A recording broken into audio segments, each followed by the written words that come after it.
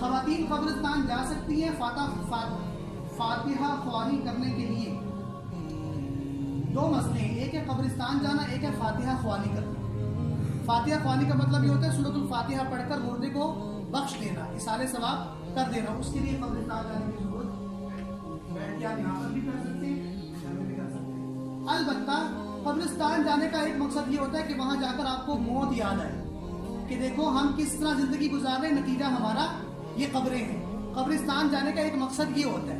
बाकी इसाले सवाब फातिहा ख्वानी अब दुनिया के किसी कोने में बैठकर पढ़ेंगे तो वो मुर्दे तक अल्लाह ताला पहुंचा देंगे।